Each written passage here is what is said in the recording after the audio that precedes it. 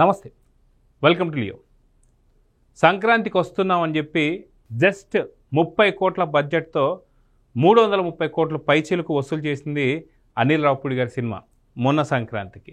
అదేవిధంగా చూసుకుంటే ఇంత పెద్ద హిట్ రావడంతో చిరంజీవి గారు కూడా కొన్ని ప్రాజెక్ట్స్ పక్కన పెట్టి అనిల్ రావిపూడి గారి సినిమా ఎంచుకున్న సంగతి అందరికీ తెలిసిందే.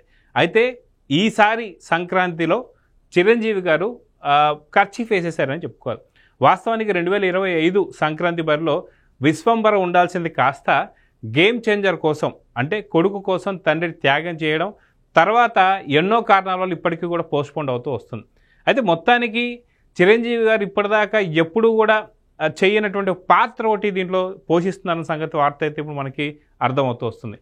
అయితే ఏంటి ఆ పాత్ర ఏంటి అనే దానిపైన ఏదైతే సినిమాకు సంబంధించినటువంటి కొంతమంది క్రూ మాత్రం చిన్న లీక్స్ అయితే ఇచ్చారు. అదేంటి అంటే ఈసారి చిరంజీవి గారు డ్రిల్ మాస్టర్గా ఈ యొక్క సినిమాలో కనిపించబోతున్నారు అని కొన్ని వార్తలు అయితే వస్తున్నాయి. వాస్తవానికి మనం చూసుకుంటే అనిల్ రావిపూడి గారి సినిమాలు ఏవైతే ఉన్నాయో మహేష్ బాబు గారు సంబంధించినటువంటి సినిమా సర్లేరు మీకెవరు కావచ్చు, అదేవిధంగా చూసుకుంటే బాలకృష్ణ గారితో భగవంత్ కేసరి కావచ్చు.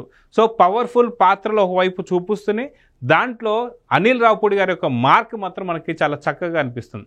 అదేవిధంగా చూసుకుంటే మనకి విక్టరీ వెంకటేష్ గారితో రిటైర్డ్ అయిపోయినటువంటి, అంటే వాలంటీర్ రిటైర్మెంట్ తీసుకున్నటువంటి పోలీస్ ఆఫీసర్ ఎవరైతే ఉన్నారో ఆయనతో మళ్ళీ ఒక స్పెషల్ ఆపరేషన్ చేస్తూ కామెడీని పండిస్తూ దాదాపు 30 కోట్ల బడ్జెట్తో తీసినటువంటి ఒక సినిమా ఏదైతే ఉందో అది 330 కోట్ల పైచీలకు వసూలు చేసింది. అంటే దాదాపు అది ఎన్ని త్రిబుల్ బ్లాక్ బస్టర్ అని చెప్పుకోవాలి. అయితే ఇలాంటి తరుణంలో అనిల్ రావిపూడి గారు రాబోతున్నటువంటి యొక్క చిరంజీవి గారి యొక్క హీరోగా రాబోతున్న సినిమా ఏదైతే ఉందో ఈ సినిమాకి సంబంధించి హీరోయిన్గా నయనతార, వీళ్ళ యొక్క ప్రమోషన్ వర్క్స్ మనం చూసాం. అంటే సినిమా ఇంకా స్టార్ట్ కాకముందే ఒక్కొక్కరు వాళ్ళని ఇంట్రడ్యూస్ చేసుకుంటూ ప్రొడ్యూసర్ ఎవరు, మ్యూజిక్ డైరెక్టర్ ఎవరు, బీమ్స్ మళ్ళీ మనం చూస్తున్నాం సేమ్ సక్సెస్ఫుల్ కాంబినేషన్ అని చెప్పుకోవాలి.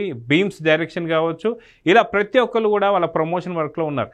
మొత్తానికి డ్రిల్ మాస్టర్గా చిరంజీవి గారు ఏం చేయబోతున్నారు, చిరంజీవి గారితో ఎలాంటి కామెడీ పండించబోతున్నారు, వాస్తవానికి ఈ సినిమాకు సంబంధించి దాదాపు డబల్ యాక్షన్ ఉండేటువంటి అవకాశం ఉందని చెప్పి కొన్ని లీక్స్ అయితే వస్తూ ఉన్నాయి. అదిగాక చిరంజీవి గారికి సంబంధించి మనం చూసాం గతంలో చంటబ్బాయి కావచ్చు, అదేవిధంగా చూసుకుంటే బావగారు బాగున్నారు కావచ్చు, ఇలాంటి ఎన్నో సినిమాల్లో ఫన్ ఎంటర్టైన్మెంట్ అనేది మనకి ఇస్తూ వస్తుంటారు.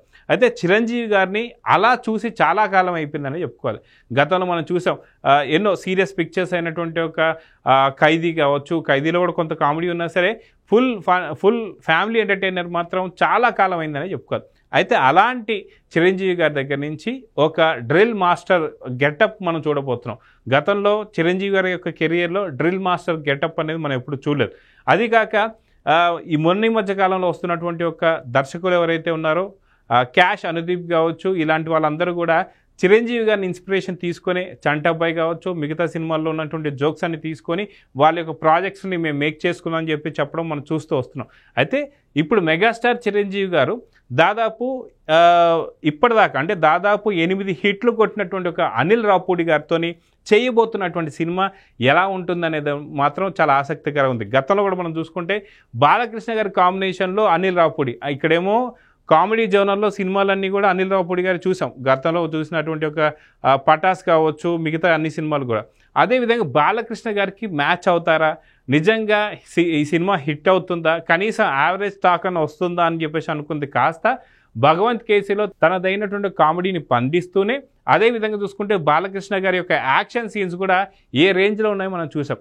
అదేవిధంగా వింటేజ్ చిరంజీవి లుక్స్ మనం చూడబోతున్నాం అని చెప్పేసి ముందే చెప్పేశారు అనిల్ రావిపూడి గారు. అక్కడ ప్రమోషన్ వర్క్స్లో మనం చూస్తే గ్యాంగ్ లీడర్ కావచ్చు, ముఠా మేస్త్రి కావచ్చు, ఇలా ప్రతి ఒక్కటి గరానా మొగుడు కావచ్చు, ఇలాంటి అన్ని గెటప్స్లో మనకి చిరంజీవి గారు కనిపించారు.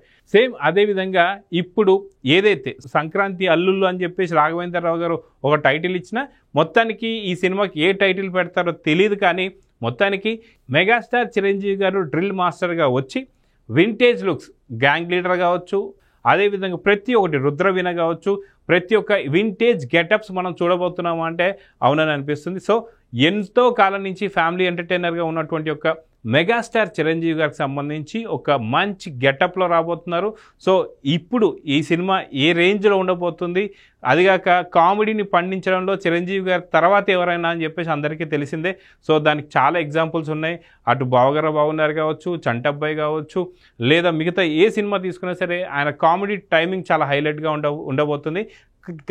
కాకపోతే గత కొంతకాలంగా కామెడీ టైమింగ్ సంబంధించి ఫ్యామిలీ ఎంటర్టైనర్స్ నుంచి కొంత దూరంగా ఉన్నారు చిరంజీవి గారు.